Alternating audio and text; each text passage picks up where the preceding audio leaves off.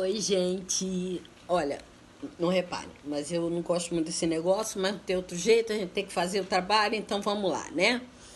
Dentro daquela apostila que a gente trabalhou, que vocês têm, nós não vamos fazer a apostila inteira agora, nesse momento. Nós vamos dividir passo a passo e aos poucos nós vamos trabalhando ela toda, tá? Então, acompanhe na folha 1 que tem os textos do cotidiano, né? Aí tem texto do cotidiano, cartão postal, e nós vamos fazer um pouquinho disso aí. Nos textos empregados no cotidiano, a linguagem varia conforme a relação estabelecida entre interlocutores. Pode ser bem formal, ou seja, bem mais rebuscada, como a de uma entrevista de emprego instrucional, como a de uma receita culinária informal, como de um bilhete que fixamos com um imã na porta da geladeira. Isso são textos do cotidiano, tá? É o nosso dia a dia. O cartão postal. O cartão postal é um dos diversos gêneros textuais usado no cotidiano com diferentes finalidades. Assim como o cartão, o bilhete, o convite, o telegrama, a carta pessoal ou familiar e o e-mail. Como de um bilhete que fixamos com um imã na porta da geladeira. Isso são textos do cotidiano, tá? É o nosso dia a dia. O cartão postal. O cartão postal é um dos diversos gêneros textuais usado no cotidiano com diferentes finalidades. Assim como o cartão, o bilhete, o convite, o telegrama, a carta pessoal ou familiar e o e-mail. Nestes textos do cotidiano, há o remetente, aquele que envia a mensagem ao destinatário. Aquele que é aquele que recebe a mensagem. Ou seja, o remetente é quem envia, destinatário é quem recebe. Isso aí é só uma pincelada para lembrar. A linguagem varia conforme a situação estabelecida entre os interlocutores. A linguagem formal segue a norma culta e é usada em situações formais.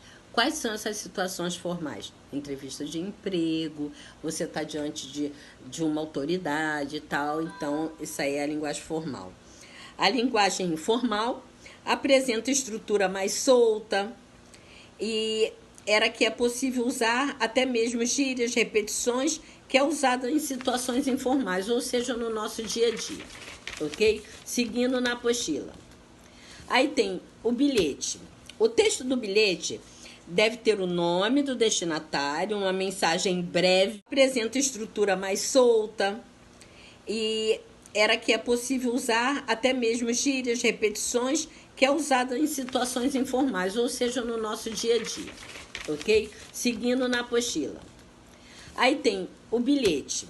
O texto do bilhete deve ter o nome do destinatário, uma mensagem breve. O que é mensagem breve? Bilhete é mensagem curta, tá? Curta e simples, tanto na forma como no seu conteúdo. O desfecho e o nome do remetente e a data, ou seja, você assina embaixo e data.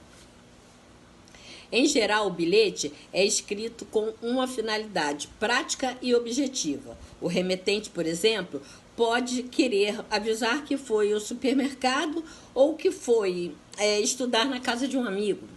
Então, são coisas breves, ok? O convite informa sobre o casamento, informa o nome das pessoas que estão sendo que estão convidando, a data, a hora e o endereço. A linguagem empregada é concisa e objetiva, ou seja, breve e objetiva. A linguagem empregada no convite lembra-se do nível de formalidade da linguagem e que depende do seu relacionamento com o destinatário, ou seja, isso varia muito se você tem intimidade com a pessoa que você está enviando com o destinatário, ou seja, isso varia muito se você tem intimidade com a pessoa que você está enviando o convite ou não. Aí vem os elementos da carta. O que eu estou fazendo? Eu estou dando uma pincelada rápida na apostila para a gente depois dar uma avançada, para depois eu ir passando, vocês irem fazendo os exercícios, tá? A carta é um gênero textual que visa a comunicação escrita e pode ser de diversos tipos. Carta familiar ou pessoal, de agradecimento, de reclamação, de amor e etc. Em todas, o que se pretende é estabelecer um diálogo entre o remetente e o destinatário, ou seja, diferente do bilhete, diferente da produção textual que você usa nos cartões postais, por exemplo, a carta você já desenvolve um texto maior, você já desenvolve uma ideia mais fundamentada, tá? E podem fazer parte da composição da carta os seguintes elementos: local e data, né? Que essas referências ficam no início da carta, em geral à esquerda. Vocativo. O que é o vocativo? Usa-se o termo de cortesia como prezado, caro, ou seja, prezado senhor, prezado... Vocativo. O que é o vocativo? Usa-se o termo de cortesia como prezado, caro, ou seja, prezado senhor, prezado senhora, caro senhor, caro senhora.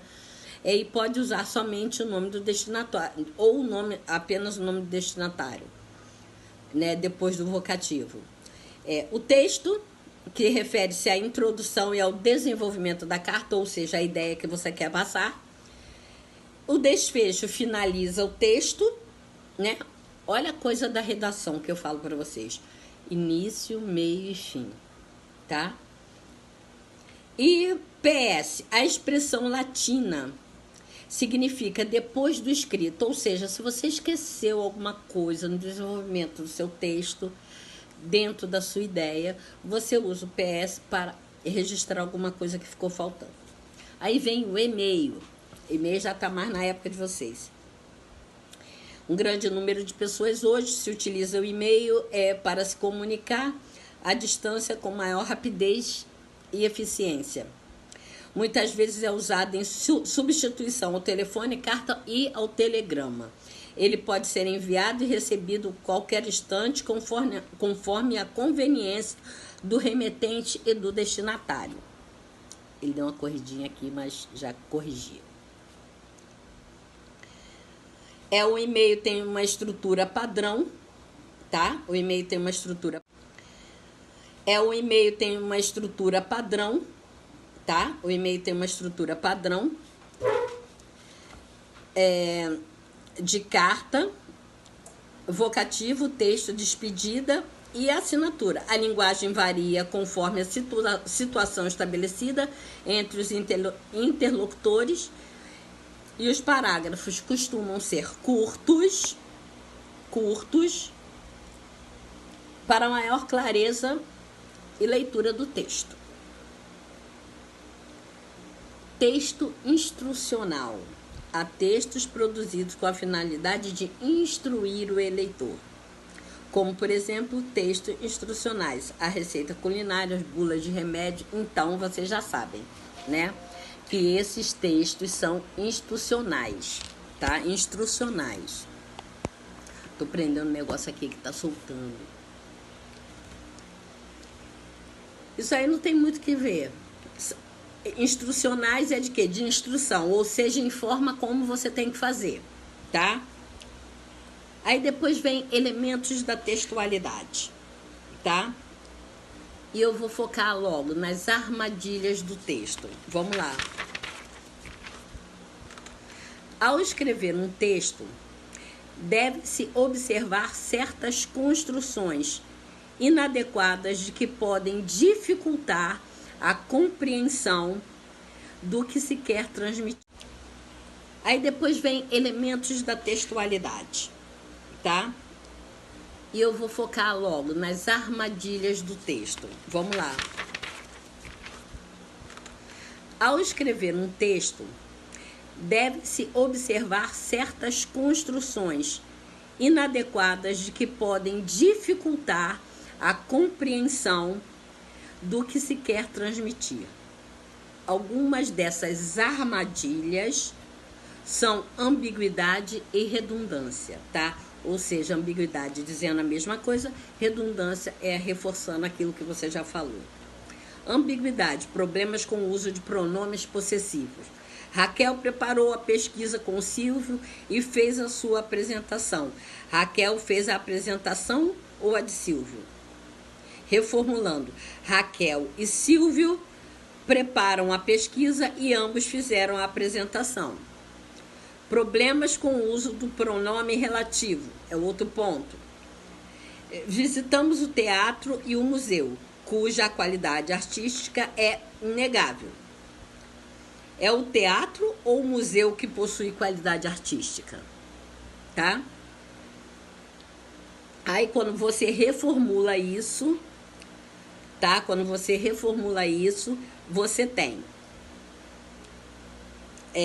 visitamos o teatro e o museu, os quais têm uma qualidade artística.